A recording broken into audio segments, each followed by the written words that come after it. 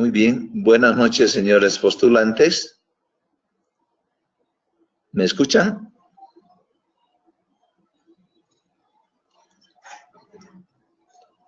Señores postulantes, buenas noches. ¿Me escuchan, por favor? Sí, doctor, buenas noches. Ya, muchísimas gracias. Confirma entonces la visualización también de las diapositivas, ¿verdad? Buenas noches. Buenas noches, doctor. ¿Cómo están? Buenas noches. Doctor, buenas noches. Buenas noches. La visualización de las diapositivas, por favor, confirmen. Todo está bien, ¿no? No se ve, doctor. la visualización de la diapositiva. No se ve la visualización, doctor. Buenas noches. Ya, a ver un momentito.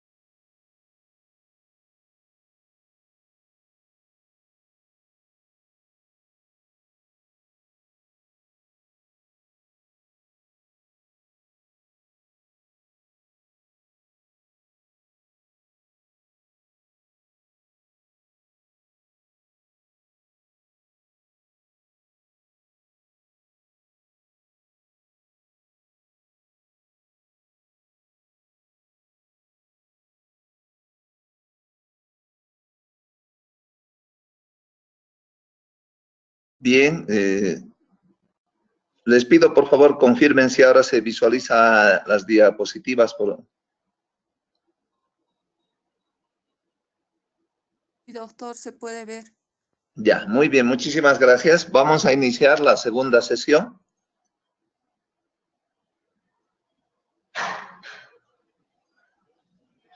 Buenas noches, señores postulantes. Es para mí un grato placer estar nuevamente en la segunda sesión esta semana para poder llevar adelante el desarrollo y las consideraciones generales acerca de lo que es el nuevo Código Procesal Civil. En anterior ocasión, el día lunes, hemos revisado los lineamientos generales del Código Procesal en lo que se refiere a su promulgación y aquellos aspectos genéricos por los cuales este nuevo cuerpo normativo ha entrado en vigencia dentro del ámbito judicial del Estado Plurinacional Boliviano. Si hubiera alguna circunstancia de duda, de pregunta o de interrogante, les ruego por favor hacérmelo conocer en el transcurso del desarrollo de esta segunda sesión.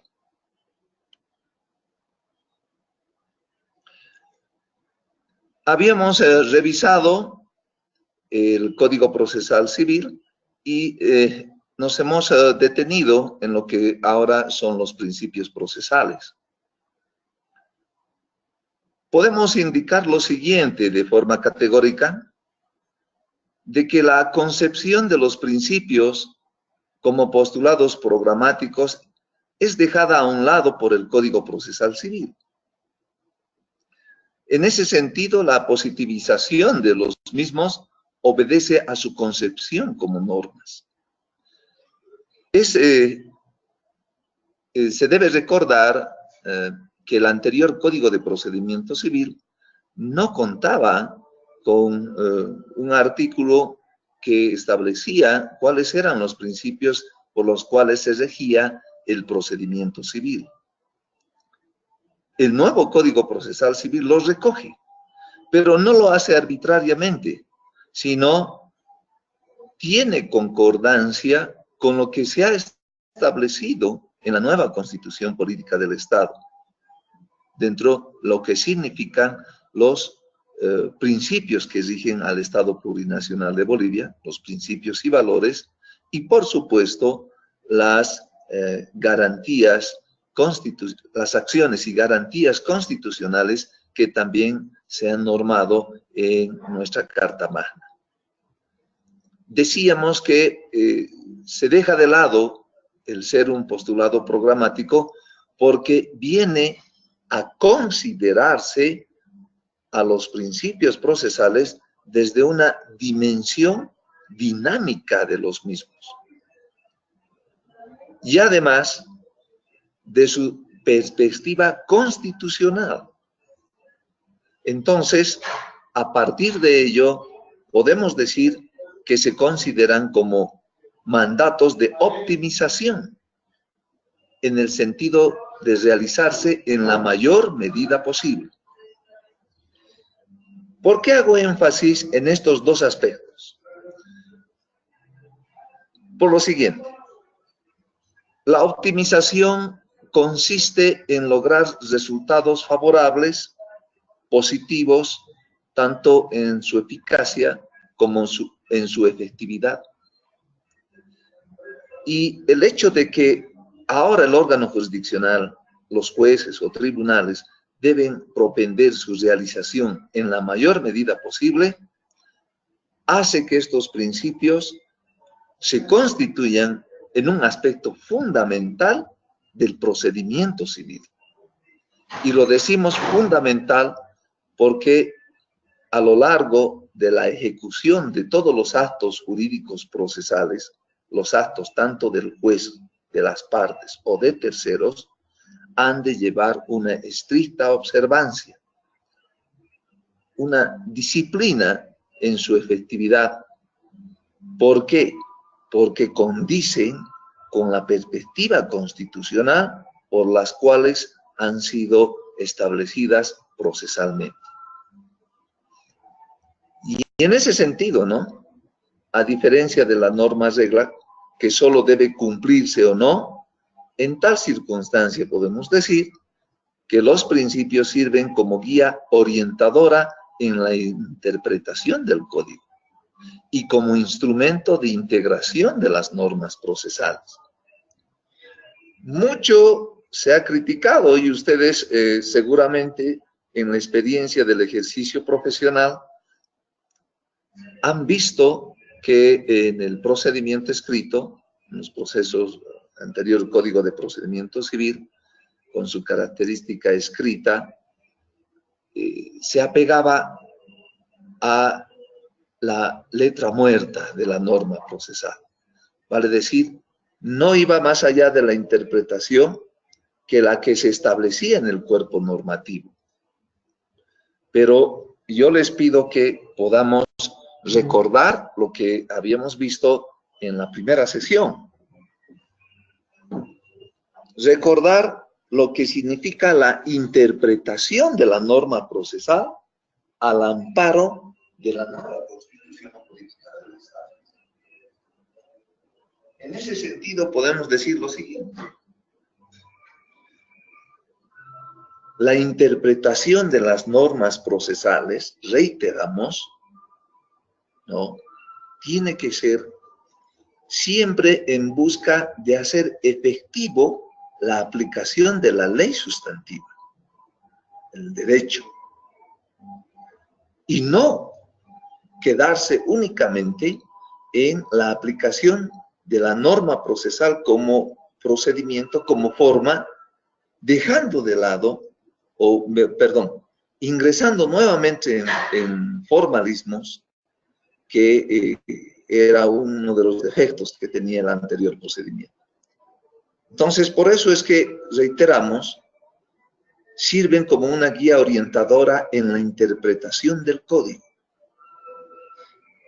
Porque los principios son la base, son el fundamento de la administración de justicia. Y ojo, los principios procesales establecidos en el artículo 1 del Código Procesal Civil también tienen su complementación con los principios establecidos en el artículo 3 de la ley del órgano judicial. Y a la vez, tanto el Código Procesal Civil como la ley del órgano judicial en sus principios condicen y se complementan con los principios establecidos en la Constitución Política del Estado. Entonces, tiene que haber ese nexo. Y es por eso que hacemos esa puntualización en esta diapositiva. como una forma de poder ahondar más esta circunstancia, les recomiendo revisar la sentencia constitucional número 112/2012, que habla al respecto.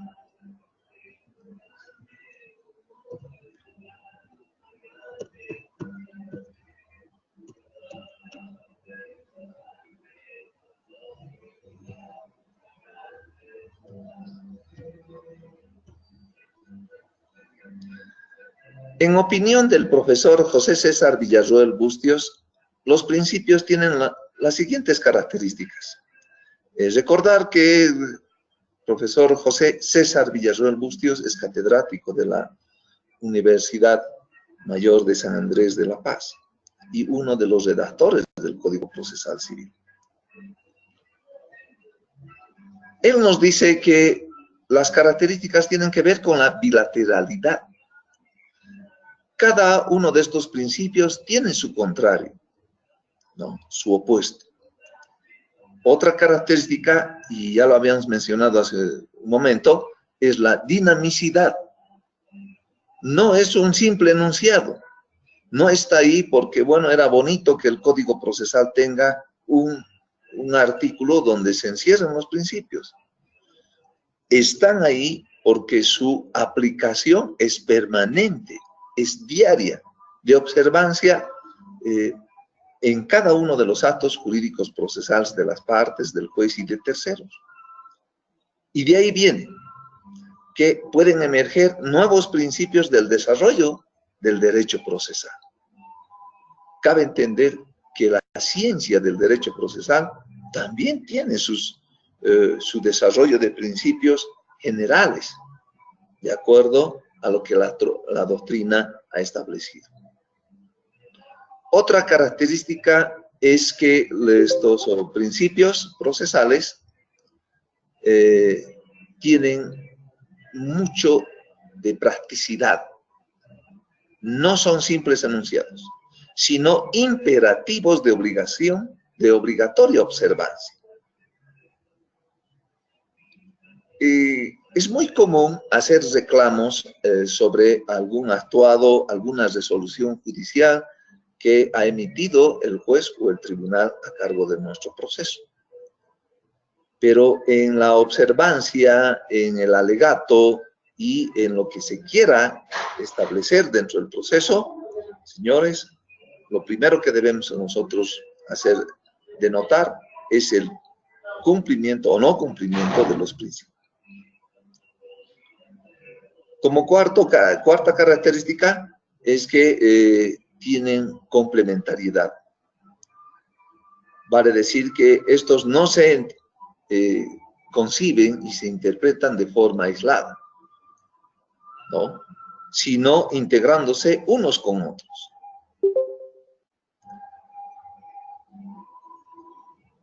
Vayamos a revisar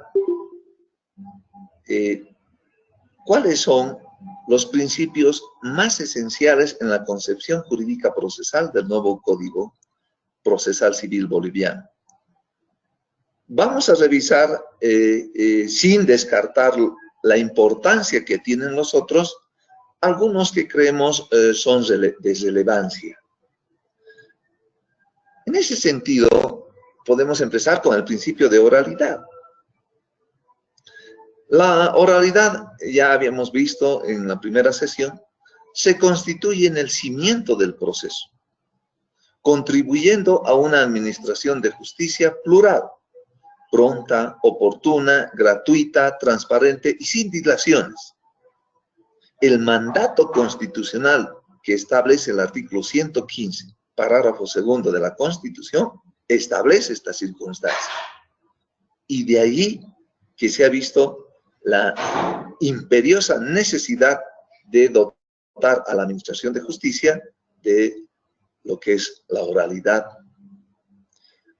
concordante, por supuesto, con el principio de concentración procesal.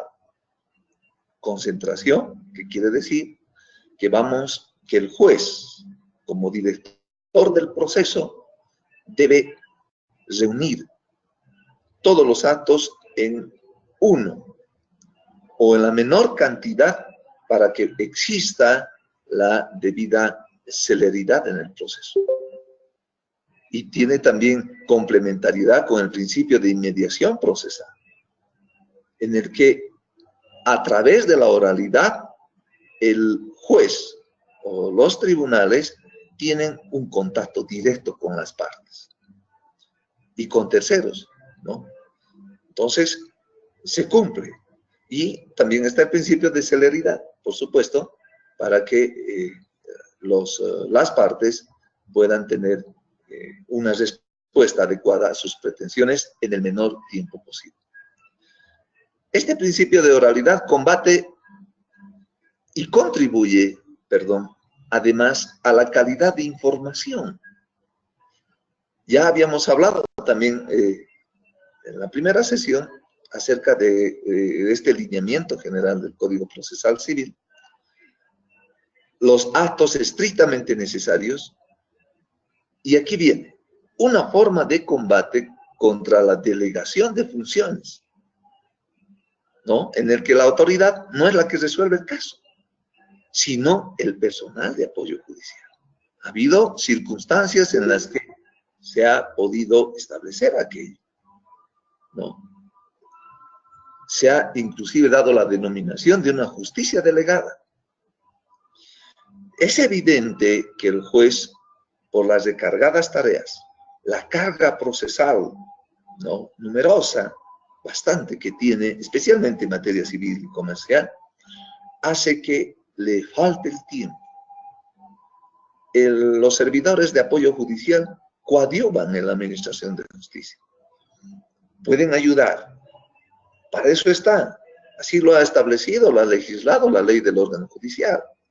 Pero quien debe tomar una decisión de acuerdo a lo que dice la ley, el derecho, es el juez, ¿no? Entonces, si no ocurre aquello, se estaría vulnerando el derecho constitucional a ser escuchado por una autoridad judicial y la garantía del juez natural. Volvemos a la Constitución.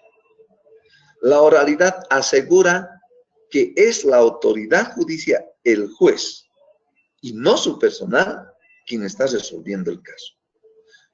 Entonces, si se dan cuenta, señores postulantes, cuando estemos en audiencia, al término de la audiencia, el juez debe también de forma oral dictar la sentencia. Y ahí veremos qué aspectos y de qué forma estructura su decisión conforme a lo que establece la ley, con criterios que deben acomodarse a lo que es la ciencia del derecho, y especialmente ahora a lo que es nuestra Constitución Política del Estado. Entonces, el juez, por supuesto que a través de la oralidad en el proceso, tiene ineludiblemente que prepararse muy bien para cada uno de sus procesos orales.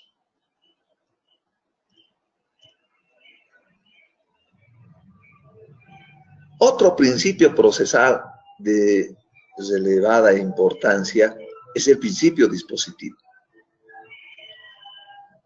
El principio dispositivo indica que el proceso se construye en función al poder de disposición de la pretensión de los sujetos implicados en la tutela jurisdiccional.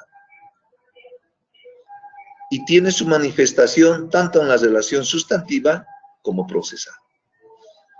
Vayamos a recordar un poco cuáles son las facultades que emergen dentro del derecho privado, dentro del derecho civil, respecto a los bienes patrimoniales y todo lo que tiene que ver este ámbito del derecho civil. Por ejemplo, la propiedad, el derecho de propiedad, genera facultades de uso, goce, disfrute y disposición. El derecho propietario nos da esa facultad de disponer de la forma que nosotros creamos conveniente con lo que nos corresponde en propiedad.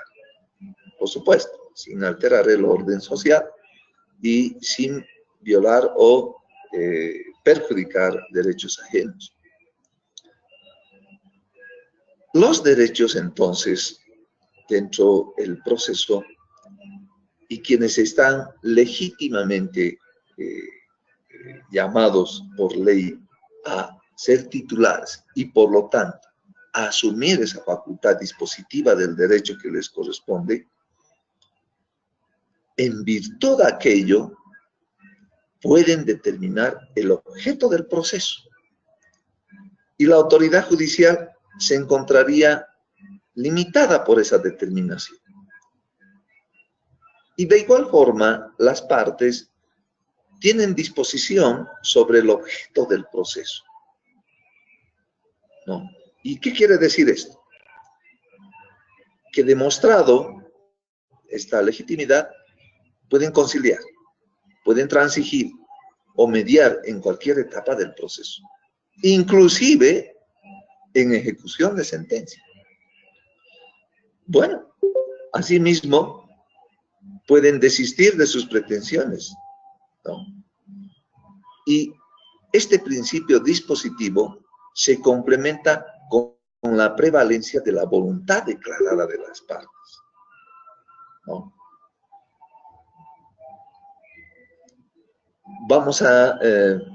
Podemos concluir de que dentro del derecho privado, el derecho civil y comercial, el principio dispositivo se asume plenamente. Ojo que no ocurre lo mismo en otros ámbitos del derecho, como por ejemplo el derecho familiar, ¿no? La facultad dispositiva se halla limitada. No es lo mismo también lo que ocurre en el ámbito del derecho laboral, ¿no? En cambio, dentro del derecho civil y comercial, podemos asumir plenamente este principio.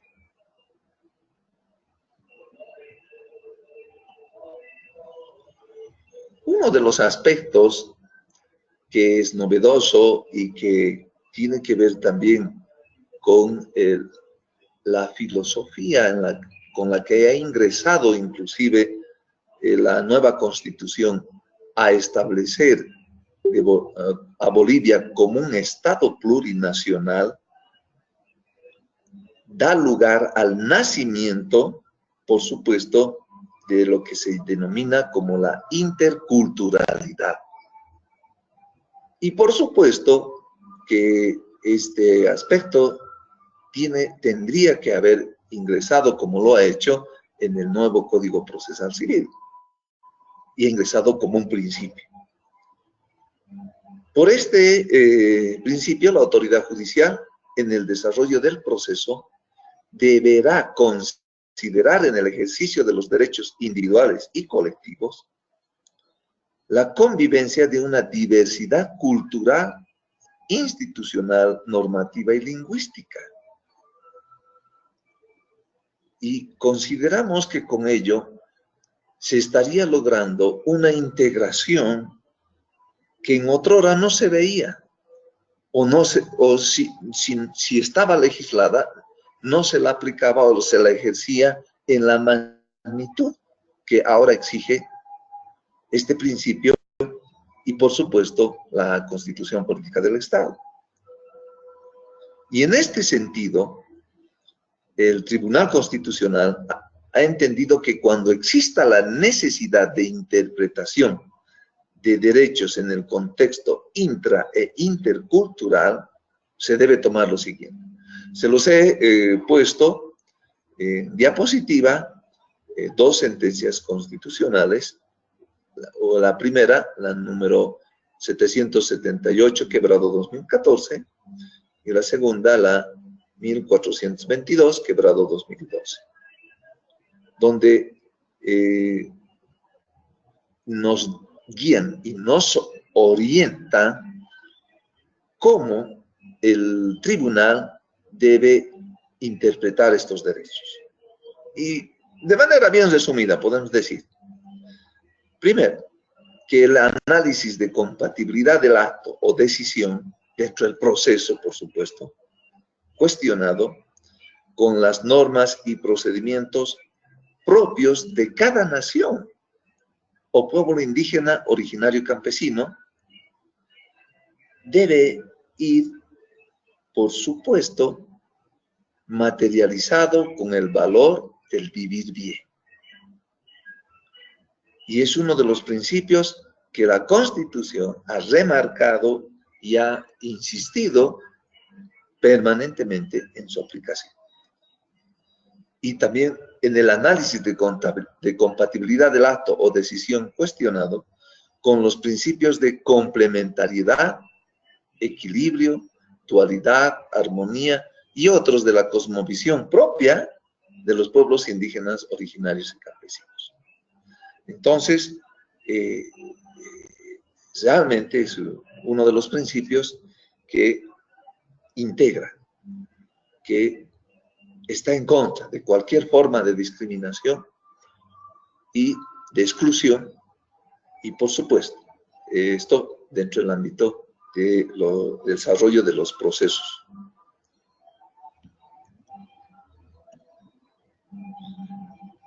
Como otro principio procesal de mucha importancia, tenemos el principio de transparencia. Mucho se ha hablado de la transparencia.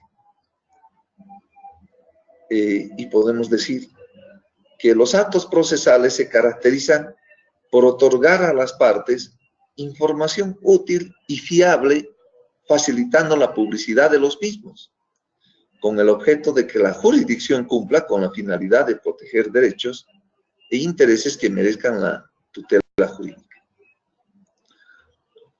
Nos llama la atención en el enunciado que hace el principio, el artículo 1, relacionado al principio de transparencia, cuando habla de información útil y fiable. Fiable, ¿dónde radica esta circunstancia? Cuando existe confianza. La transparencia es un factor importante para fiscalizar que las autoridades judiciales realicen una buena gestión, y en general de todos los funcionarios públicos, ¿no? ¿Y por qué decimos fiscalización? Porque todos son sujetos de control, de verificación, ¿no? Y que todos sus actos y la documentación que se maneje debe ser, pues, debe tener la debida publicidad. El ejercicio efectivo del derecho a la información exige, entonces, de los órganos jurisdiccionales, el juez o el tribunal, y por supuesto los servidores de apoyo judicial, y aquí incluye, ¿no?, las partes, los abogados y terceros intervinientes en el proceso, el ofrecer permanentemente seguridad y buena fe de la información que se presenta, que se utiliza y que se produzca en el desarrollo de un proceso. Claro está, hay que recordar que también tenemos una ley contra la corrupción y toda forma de evitar que esta circunstancia se vaya a generar, especialmente dentro del ámbito judicial.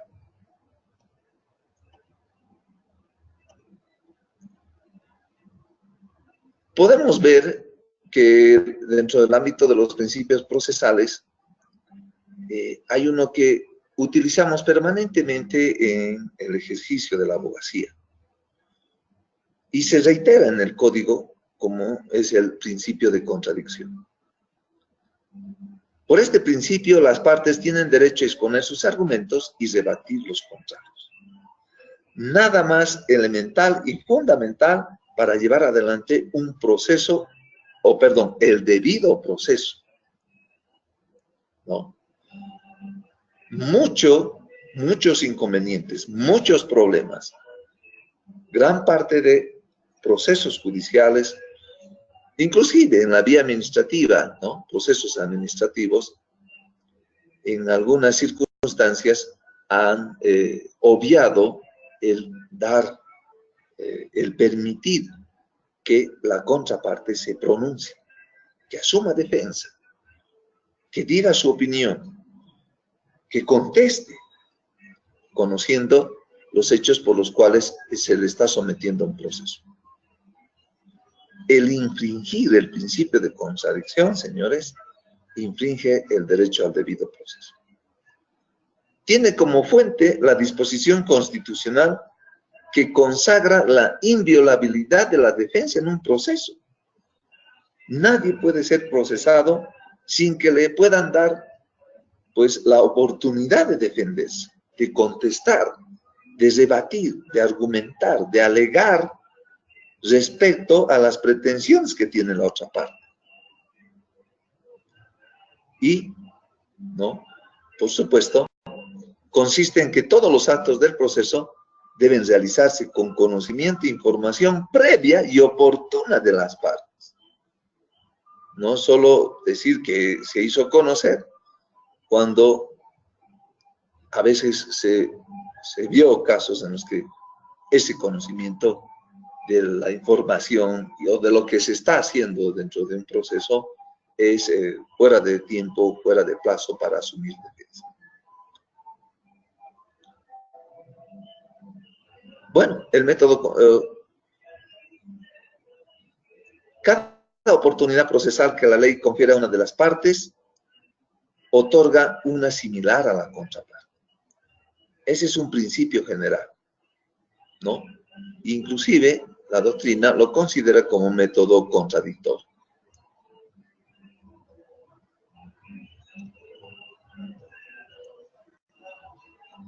Y la novedad viene, bueno, no podríamos decir novedad, sino la necesidad de establecer una justicia pronta y oportuna, pero también a la vez de poder otorgar a las partes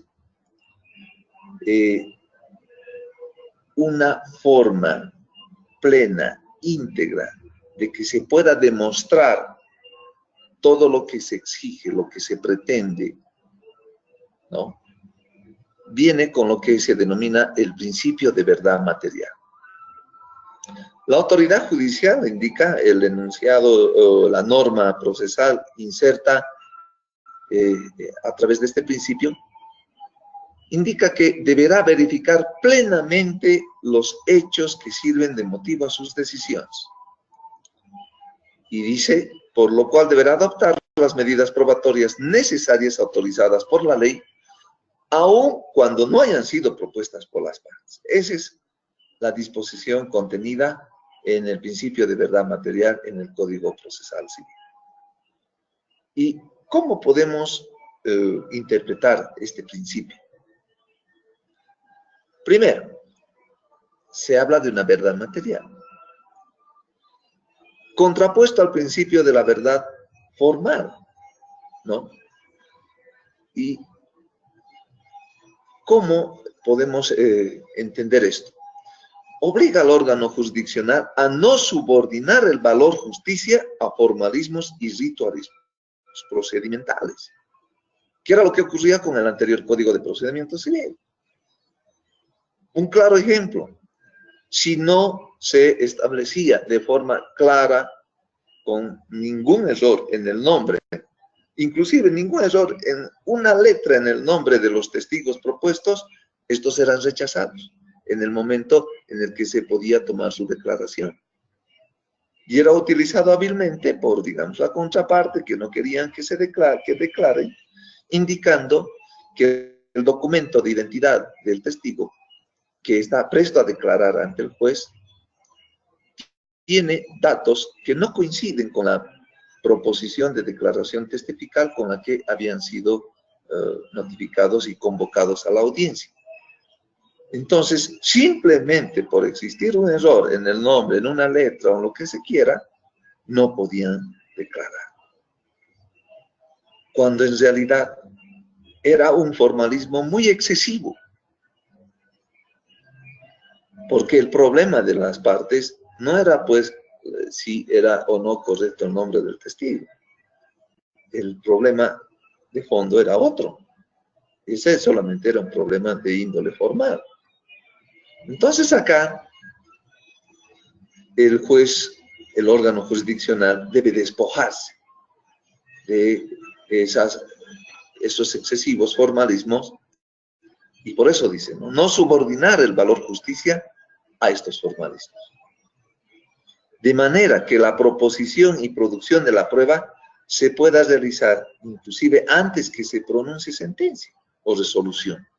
El juez, como director del proceso, tiene esas facultades en la averiguación de la verdad material, de lo que en verdad ocurrió, y no de lo que arrojan aspectos formales que restringen descubrir, investigar, conocer, y que al final, con el poco conocimiento que se ha logrado por la restricción formal que se tenía anteriormente, lo único que se podía establecer era una verdad formal, ¿no? Entonces, nuevamente se reitera que el órgano jurisdiccional debe orientar su accionar para que impere la norma sustantiva frente a una norma procesal, superando cualquier limitación formal que restrinja o distorsione la percepción de los hechos, que pueda dar lugar a una decisión injusta, contraria a los principios, valores y garantías constitucionales, ¿no? Entonces es muy, muy importante este principio de verdad material y, por supuesto, en el desarrollo de los procesos civiles y comerciales. Algo que debe ser observado de manera imperativa, permanente, exhaustiva, es pues el principio de probidad.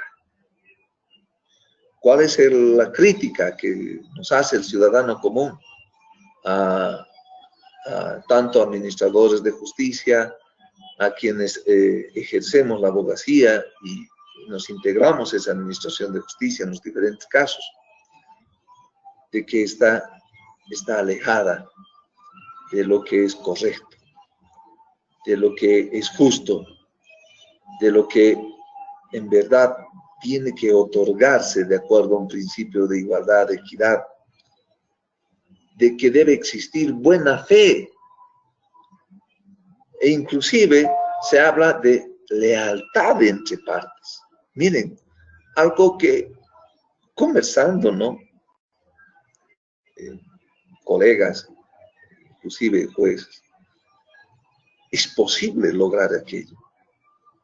Este principio de probidad dice, exige en la actuación de las autoridades judiciales, no solamente de ellos, de las partes, sus representantes, auxiliares de la jurisdicción y terceros que intervienen en el proceso, a conducirse en los actos procesales con buena fe, lealtad y veracidad, ¿no? Y esto con esto se promueve un conjunto de reglas de conducta presididas por el imperativo ético, a los que se deben ajustar los sujetos procesales para que el proceso se sujete al derecho, ¿no? Y no como un medio para querer hacer prevalecer pretensiones ilegales, injustas y fraudulentas. Vale decir que el proceso, reiteramos lo que habíamos visto también en la primera sesión, tiene dos fines el proceso, persigue dos finalidades. Un fin inmediato, que es llegar a tener una decisión del juez a través del mismo proceso, una sentencia. ¿Y cuál es el fin inmediato? El fin inmediato es declarar el derecho o hacer cumplir una obligación. Entonces, ese proceso que sirve de medio para llegar a una decisión judicial, a una sentencia, y esa sentencia que va a declarar el derecho o va a hacer cumplir una obligación, tiene que ser utilizada o tiene que ser llevada a cabo de forma leal, veraz y de buena fe, vale decir, con probidad. Ya lo hemos recalcado, ¿no? Entonces se complementa con el principio de buena fe y lealtad procesal. y además se complementa con el principio de legalidad, transparencia y el derecho al debido proceso.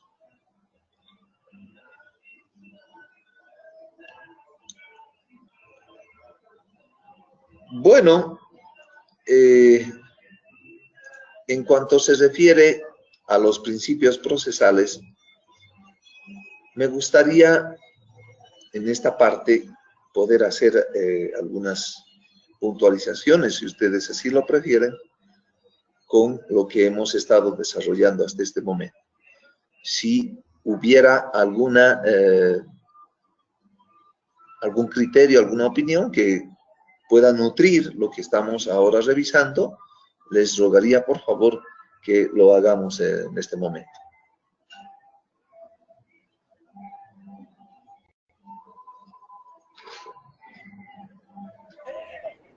Se ha entendido, doctor, buenas noches. Se ha ¿Cómo entendido. está? Ya, Se ha muchas entendido, gracias. doctor. Muchas gracias. Tal vez alguna opinión al respecto, ¿no? También es importante conocer cómo ustedes también encaran esta parte tan importantísima como son los principios procesales.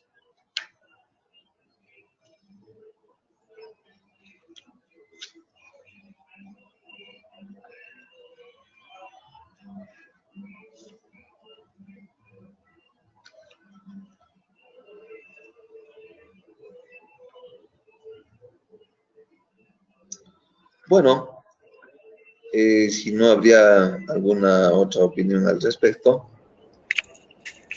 Hola, doctor, buenas noches. Sí. Tal vez como usted decía, tal vez ese principio de propiedad, el tema de la buena fe, de la lealtad procesal, de la legalidad, transparencia, son tal vez principios muy difíciles de aplicar, ¿no? Tomando en cuenta que en esta realidad es complicado, medio complicado que esos principios se apliquen a la cabalidad.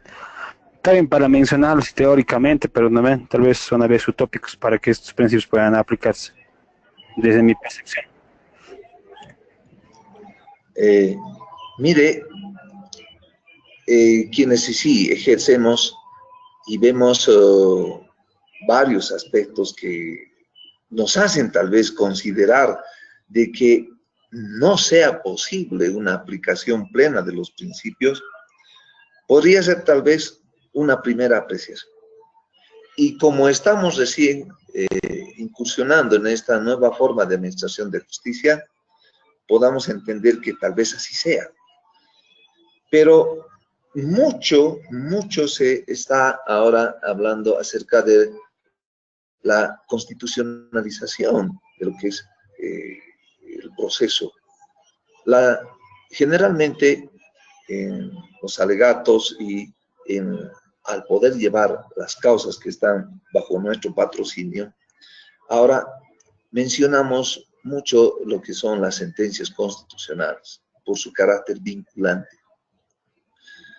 Y estas sentencias constitucionales modulan la actuación no solamente del juez, sino también de las partes y también de quienes son servidores de apoyo judicial.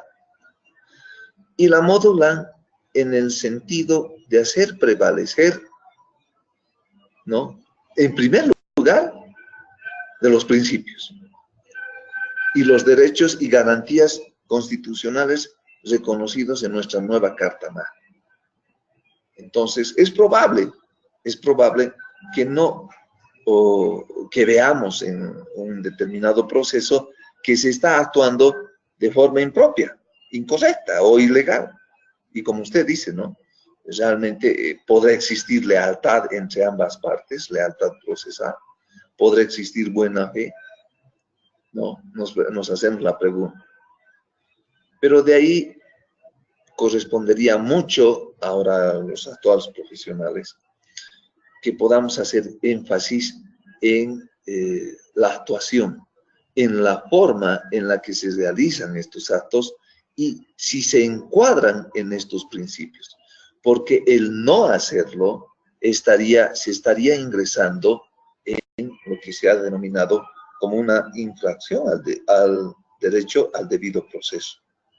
Y lo establece claramente la Constitución, ¿no? Dice, el Estado debe garantizar el derecho al debido proceso, a la defensa y una justicia plural, pronta, oportuna, gratuita, transparente y sin dilaciones. Sin dilaciones. Y dice el artículo 115 en su párrafo primero, toda persona será protegida oportuna y efectivamente por los jueces y tribunales en el ejercicio de sus derechos e intereses legítimos. Entonces, bien, si el juez no lo hace, ustedes saben que agotando las instancias y los recursos, podemos acudir a una acción de amparo constitucional, en la que... Doctor, Dígame. doctor, disculpe, pero tomando en cuenta, le pongo un ejemplo chocando con los principios del Código Procesal. En el tema del principio de celeridad, le doy un ejemplo. Hasta el día de hoy, en vez de un desglose de un documento, pasa una semana y hasta ahora no hay. O sea, las del GATS con que en la administración de justicia, los encargados, por ejemplo, los secretarios, los jueces, los oficiales de diligencias, se olvidan de esos principios. Sería ponerles cada grande donde vean los juzgados, porque le doy ejemplo, como le digo, ahorita solo transferido un desglose hace una semana y no sale, ¿no? Miren, nosotros nos chocamos con esa realidad y más aún los clientes, ¿no ve? Que buscan justicia y que no encuentran. Claro, los como tal están bien para mostrar, eso es el tema, aspirar es el camino, es el fin, ¿no ve? Pero sí, lo más importante debería ser de acuerdo a los administradores de justicia, de acuerdo a mi criterio. Exactamente. Pero usted tiene también, y yo le sugiero, les recomiendo, mire, por ejemplo, cuando revisamos lo que es la ley del órgano judicial y podemos ir a lo que establece el artículo 128, que nos dice, nos habla sobre la demora culpable en actuaciones judiciales. La ley 025, que es la ley del órgano judicial, que ha sido promulgada también en función a lo que es ahora la nueva Constitución Política del Estado. Y también en su artículo 3 tiene principios que rigen a todo el órgano judicial, concordante con lo que es también el artículo 30 sobre los principios esenciales y generales del órgano judicial dentro de la jurisdicción ordinaria. Concordante con ello está el artículo 128, que dice que se incurrirá en demora culpable, ¿no?, por dictar resoluciones en los procesos fuera de los plazos fijados por la ley. Igualmente importará demora culpable el uso impropio y reiterado de providencias de sustanciación, como traslado, vista fiscal, informes y otras, fuera de los casos señalados en las leyes procesales, bajo responsabilidad. Entonces, tenemos que acudir a esa normativa, porque la entiendo, es la verdad. Y la mayoría está repitiendo, quieren repetir con este nuevo Código Procesal, lo que se hacía pues, con el Código de Procedimiento Civil, ¿no? Aguarde su oportunidad, con carácter previo, o traslado, tantas circunstancias que hacían que estuviéramos nosotros con una retardación de justicia excesiva, ¿no? Entonces comprendo que eso ocurre de esta forma. Pero vuelvo a reiterar, miren, y la doctrina, y en especial el espíritu de este nuevo Código Procesal en su sistema oral, previene que debemos hacer uso permanente y cotidiano de estos principios para hacerles notar, tanto al juez, tribunal o su personal, si están o no conduciéndose de forma adecuada. Y si no se lo hace, el hecho de que hemos hecho nosotros notar esta circunstancia de forma clara y concreta, nos da opciones más adelante de que podamos reclamar en la vía constitucional este asunto. Entonces, es para nosotros también una alternativa, ¿no? De lograr buenos resultados. No es fácil, yo entiendo, no es fácil. Todos están acostumbrados a hacer lo que siempre se ha hecho. Y nadie quiere hacer lo nuevo por desconocer o por alguna otra circunstancia, ¿no? Bueno, en ese sentido, entonces, vuelvo a reiterar, y en la forma en la que hemos llevado adelante esta segunda sesión, estos principios deben adquirir un carácter dinámico, permanente. Doctor, Sí, acotando tal vez a lo que decía el compañero, ¿no? Hablando sobre los principios que hace referencia al Código Procesal Civil, creo que para muchos es algo nuevo, desde mi punto de vista, especialmente para los administradores de justicia, ¿no? Y muchos de ellos que aún continúan fungiendo cargos en el órgano judicial han sido pues formados bajo un sistema meramente escrito, ¿no es cierto?, a letra muerta de la ley, ¿no? Un sistema inclusive inquisitivo, tal vez se podría decir, en la cual no estaban no establecidos estos principios que ahora están insertos en la Constitución Política del Estado, ¿no? Lo que falta creo que es más capacitarse en los alcances del Código Procesal Civil, y especialmente los operadores de justicia deben de adecuar su forma de trabajo, ¿no? Al nuevo Código Procesal Civil, ¿no? Creo que esa es la dificultad que muchos están atravesando, ¿no? Porque en realidad aplicar estos principios ahora en la actualidad es un poco difícil, ¿no? Porque la mentalidad mismo de por eso como les decía, de los operadores de justicia es distinto, no es difícil de que ellos puedan cambiar de la noche a la mañana, ¿no? Ellos aplican la ley rígidamente, ¿no es cierto? Entonces creo que inclusive para que haya un cambio de justicia, tendríamos que partir inclusive tal vez cambiando al personal mismo del órgano judicial, porque es difícil de que ellos puedan, digamos, inclusive capacitándose mismo puedan cambiar, porque ya tienen un pensamiento, una forma de actuar bajo el anterior sistema, ¿no? A la cual están muy acostumbrados. Y evidentemente ellos no aplican, no observan estos principios, no lo dejan en segundo plano. sí, mire, exactamente. Usted ha mencionado un aspecto en el cual hemos encontrado muchos obstáculos.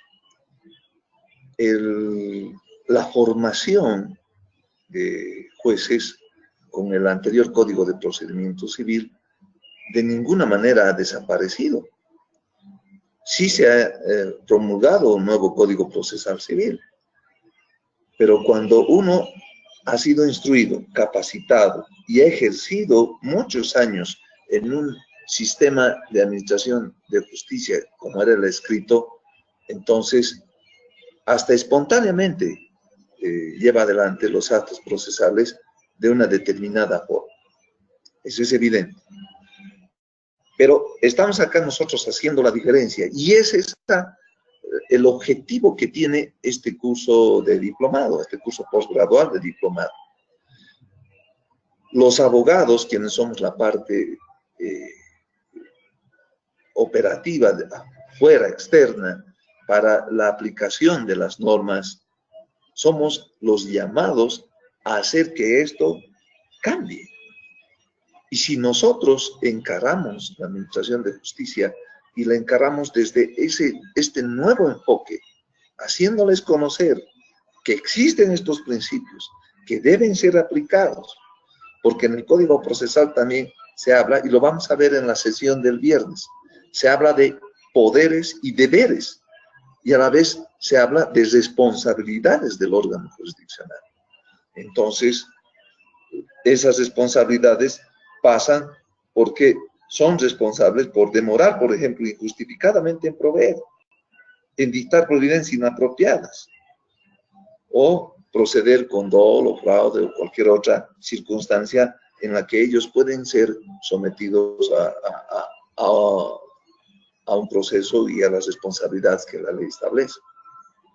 Y este código también tiene, dentro de ese ámbito de regulación de la conducta de las partes, del juez y de terceros, contiene regulaciones en las cuales no solamente las partes son pues responsables, sino también los abogados. Y contrario, por ejemplo, como estamos hablando aquí del principio de probidad, contrario al principio de buena fe, está la mala fe.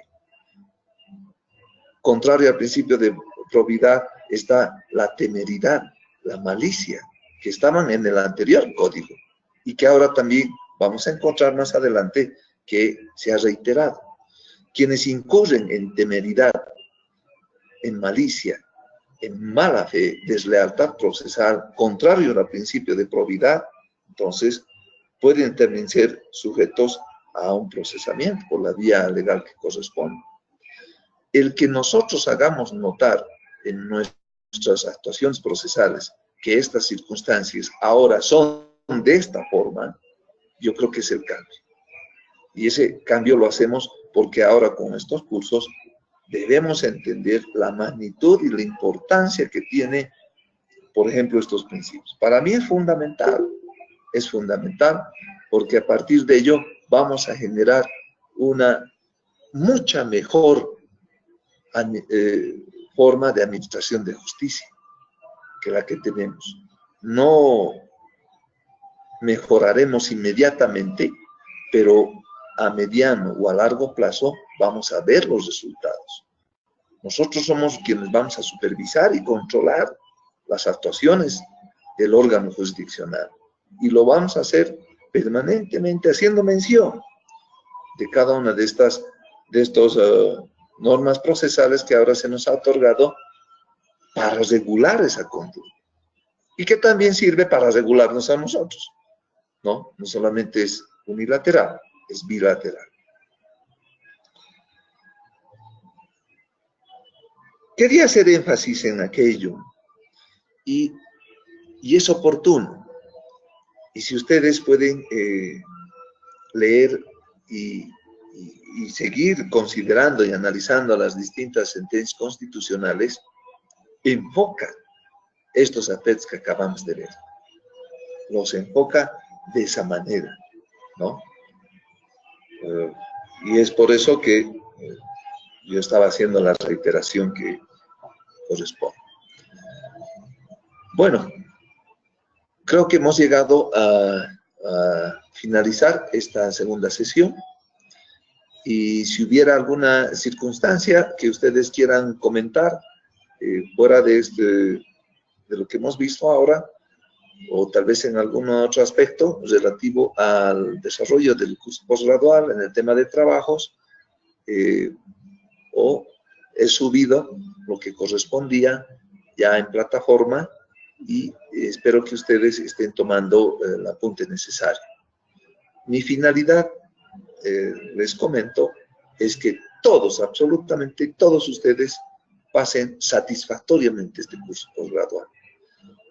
Pero esa finalidad tiene que venir acompañada también con el cumplimiento de esas formas de evaluación, ya sea a través de trabajos y otras que nos exige también la universidad como parte de una evaluación académica del curso, ¿no? Eso es importante tomar en cuenta.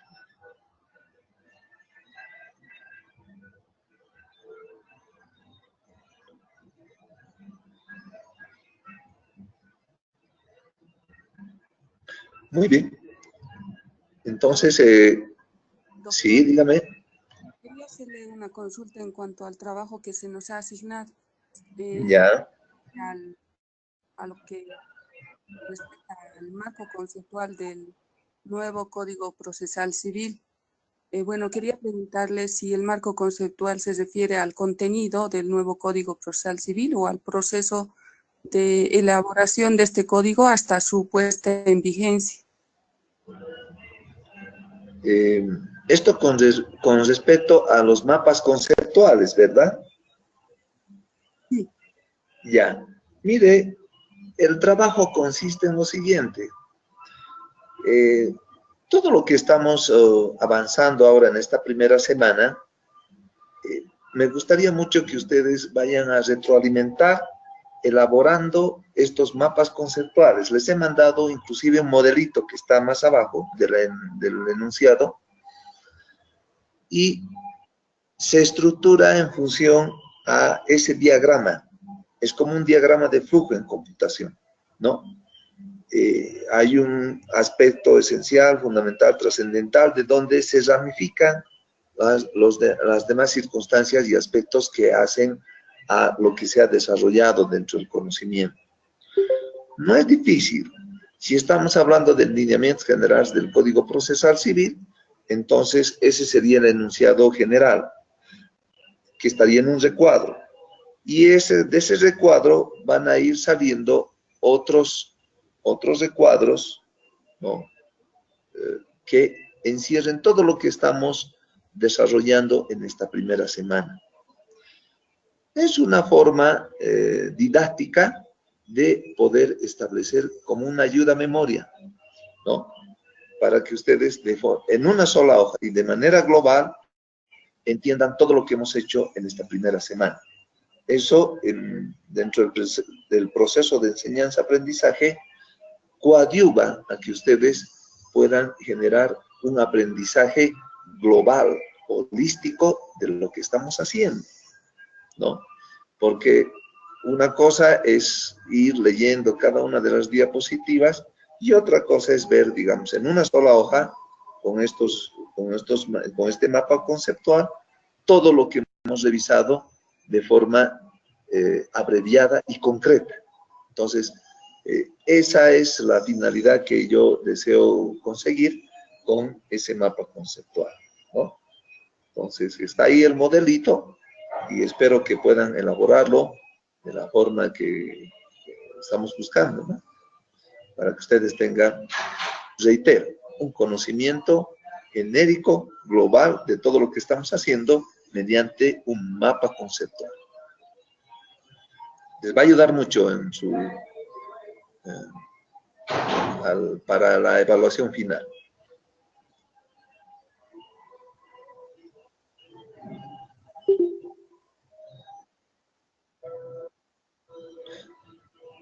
Bien, entonces, si no hubiera mayores, alguna otra pregunta más. Doctor, buenas noches. Sí, dígame. Quería preguntarle sobre el horario. Tenía que comunicarnos hoy día si va a ser a las 7 nomás o si va a ser a las 8. Sí, mire, dígame. El lunes que ha pasado lo preguntó la compañera y quería saber. Exacto.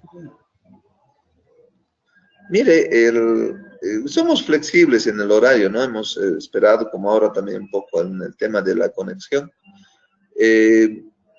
Tenemos esa flexibilidad.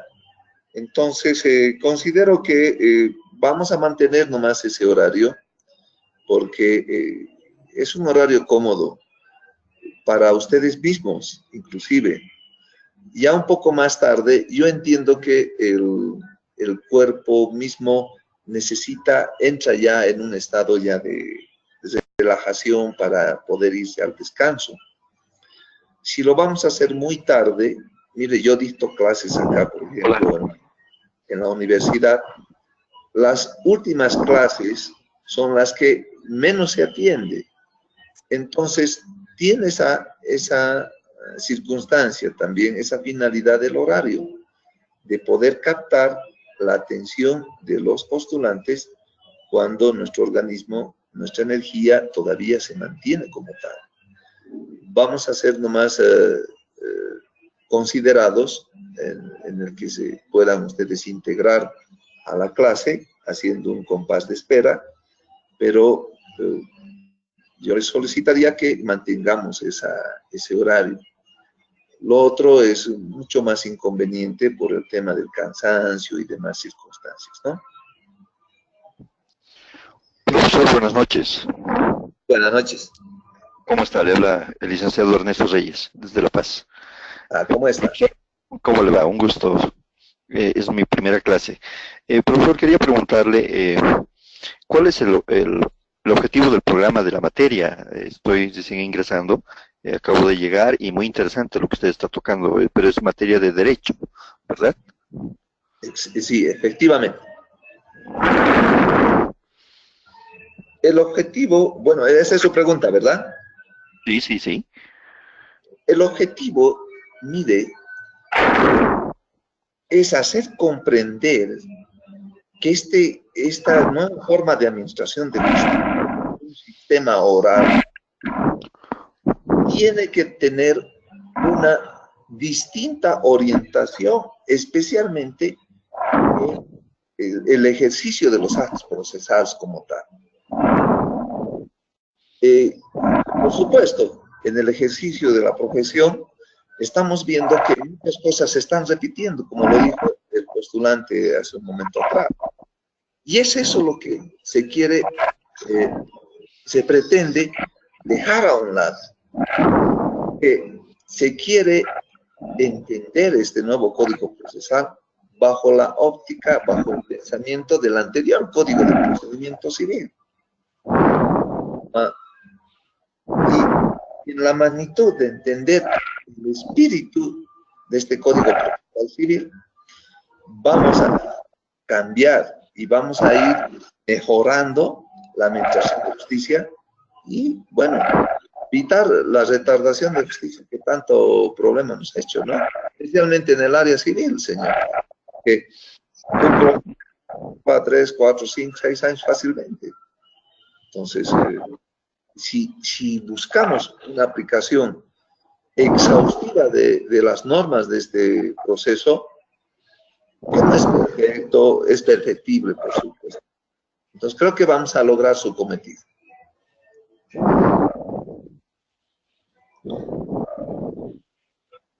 Esa sería la explicación, ¿no? Lo que se pretende lograr con la consideración y análisis de código procesal civil. Muchas gracias. Entonces, el primer trabajo que debemos hacer es un análisis de los nuevos lineamientos generales del Código del Proceso Civil. Exacto. ¿Verdad? Sí. Ok, muchísimas gracias, profesor. No tiene por qué. Bueno, ha sido un gusto compartir con ustedes esta segunda sesión. Espero que podamos encontrarnos el día viernes en los horarios establecidos. Y para mí, un grato placer, en nombre del doctor Juan Pablo Mejía Ceballos, compartir con ustedes mediante plataforma virtual esto que estamos haciendo, ¿no? Una consideración a lo que es nuestra nueva normativa procesal y, por supuesto, seguir teniendo mayores alternativas de poder interpretar y conocer lo que se está haciendo dentro del ámbito, ¿no?, judicial. Les agradezco mucho su atención y les esperaría el día viernes en el horario establecido. Cualquier otra consulta que ustedes quieran hacer, tengo ahí el correo electrónico, pueden hacerlo. No sé, lo que ustedes quieran compartir, lo vamos a hacer también vía internet. Muchísimas gracias y buenas noches. Sí, dígame. Por favor, una consulta. ¿Los horarios son de 7 a 9? ¿Los días lunes y miércoles o lunes, miércoles y viernes? Lunes, miércoles y viernes. Ah, de 7 a 9. Sí. 7 de la noche a 9 de la noche. Muchas gracias, doctor. Muy gentil. Buenas noches. Buenas noches, señores postulantes, y nos veríamos hasta el día viernes. Muchas gracias.